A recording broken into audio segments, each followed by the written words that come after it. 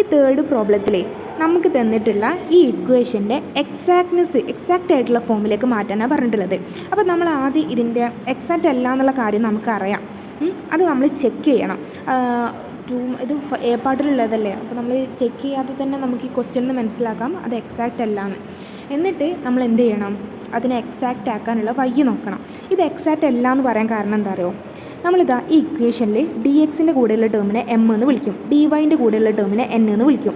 എന്നിട്ട് ഡോ M by ഡോ വൈയും കാണും, ഡോ എൻ ബൈ ഡോ എക്സും കാണും. ഇതിൻ്റെ രണ്ടിനും വാല്യൂ ഈക്വൽ ആണെങ്കിൽ ഇത് എക്സാക്റ്റ് ആണ്. ഇത് രണ്ടിനും വാല്യൂ നോക്കിയാൽ ഡിഫറൻ്റ് അല്ലേ, അപ്പോൾ ഇത് എക്സാക്റ്റ് അല്ല. ഇനി നമ്മൾ ഓരോ ഇൻ്റഗ്രേറ്റിംഗ് ഫാക്ടർ ഇങ്ങനെ യൂസ് ചെയ്തിട്ട് ഈ ഇക്വേഷനെ മൊത്തമായിട്ട് അങ്ങ് ഡിവൈഡ് ചെയ്യും. എന്നിട്ട് എന്ത് ചെയ്യും, നമ്മൾ വീണ്ടും ഇൻ്റഗ്രേറ്റിംഗ് ഫാക്ടർ നോക്കും എക്സാക്റ്റ് ആവുന്നുണ്ടോ. അങ്ങനെ എക്സാക്റ്റ് ആവുന്ന വരെ ചെയ്യാനാണ് നമ്മുടെ പ്രോബ്ലം. ഓക്കെ, അപ്പോൾ ഇതിൽ ഇൻ്റഗ്രേറ്റിംഗ് ഫാക്ടർ എങ്ങനെ എടുക്കുന്നതെന്ന് അറിയോ, നമ്മുടെ ഈ എമ്മിൽ കണ്ടോ 2 ടേം ഉണ്ട്, ഒന്ന് x+2 ഉണ്ട്, ഒരു സൈൻ വൈ ഉണ്ട്. ആദ്യം നമ്മൾ x+2നെ എടുക്കും.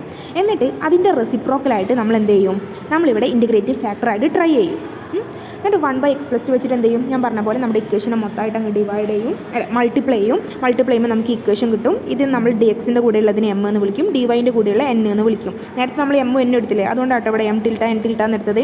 എന്നിട്ട് ഡോ എം ബൈ ഡോ വൈൻ്റെയും ഡോ എൻ ബൈ ഡോ എക്സിൻ്റെയും വാല്യൂ കാണും. അത് രണ്ടും നമ്മൾ നോക്കുമ്പോൾ അത് രണ്ടും ഈക്വൽ അല്ല, അപ്പോൾ വീണ്ടും എന്തല്ല, എക്സാക്റ്റ് അല്ല. അപ്പോൾ നമ്മൾ അടുത്ത ഇൻ്റഗ്രേറ്റിംഗ് ഫാക്ടർ എടുക്കണം. അപ്പോൾ അടുത്ത ഇൻ്റഗ്രേറ്റിംഗ് ഫാക്ടർ നമ്മൾ എങ്ങനെ എടുക്കുക, ഇപ്പോൾ നമ്മൾ x+2 അല്ലേ കൺസിഡർ ചെയ്ത്, ഇനി സൈൻ വൈനെ കൺസിഡർ ചെയ്യാം. സൈൻ വൈ എടുക്കുമ്പോൾ 1/sin y അല്ലേ ഇവിടെ എടുക്കുക, 1/sin y എടുത്ത് ഇവിടെ 1/sin y എടുത്ത്, എന്നിട്ട് നമ്മുടെ ഇക്വേഷനോട് മൾട്ടിപ്ലൈ ചെയ്യുമ്പോൾ നമുക്ക് ഈ ഒരു റിസൾട്ട് കിട്ടൂലേ, ഈ റിസൾട്ട് കിട്ടും. എന്നിട്ട് നമ്മൾ എന്ത് ചെയ്യുക, ഇതിന് m(x)y-ഉം n(x)y)-ഉം കാണാം. എന്നിട്ട് ഡോ എം ബൈ ഡോ വൈയും ഡോ എൻ ബൈ ഡോ എക്സും കാണുമ്പോൾ നമുക്ക് എന്ത് കിട്ടും, ഈക്വൽ അല്ലാന്ന് കിട്ടും. അപ്പോഴും അതെന്തല്ല, എക്സാക്റ്റ് അല്ല.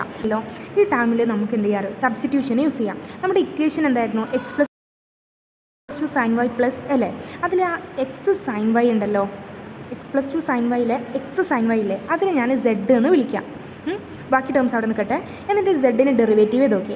ഈ ഡെറിവേറ്റ് ചെയ്തിട്ട് നമ്മുടെ ഒറിജിനൽ ഇക്വേഷൻ അല്ലേ, മുകളിൽ പറഞ്ഞ നമ്മൾ ഇക്വേഷൻ, നമ്മുടെ ക്വസ്റ്റ്യനല്ല, ആ ഇക്വേഷനിലേക്ക് നിങ്ങൾ അപ്ലൈ ചെയ്യുന്ന സമയത്ത് നമുക്ക് നമ്മുടെ ഡി സെഡിൻ്റെ വാല്യൂ 0 എന്ന് കിട്ടും.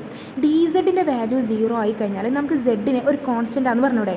ഏതെങ്കിലും ഒരു ഫംഗ്ഷൻ്റെ ഡെറിവേറ്റീവ് 0 എന്ന് പറഞ്ഞാൽ ആ ഫംഗ്ഷൻ കോൺസ്റ്റൻ്റ് ആയിരിക്കുമല്ലോ. അപ്പോൾ നമുക്കിവിടെ സെഡിനെ സി എന്ന് എഴുതാൻ പറ്റും. അങ്ങനെയാണെങ്കിൽ എക്സ് സൈൻ വൈ അല്ലേ നമ്മുടെ സെഡ് വന്നിരുന്നത്, അപ്പോൾ നമുക്ക് സെഡ് സി എന്ന് കിട്ടിയാൽ എക്സ് സൈൻ വൈനെ സി എന്ന് എഴുതിക്കൂടെ. അഥവാ എക്സിനെ നമുക്ക് എങ്ങനെ എഴുതാം, c/sin y എന്ന് എഴുതാൻ പറ്റും. ഇനി ഇത് യൂസ് ചെയ്തിട്ട് നിങ്ങൾ എക്സാക്ട്നെസ് കണ്ടു നോക്കൂ, അപ്പോൾ നിങ്ങൾക്ക് എന്തായാലും ആൻസർ കിട്ടും.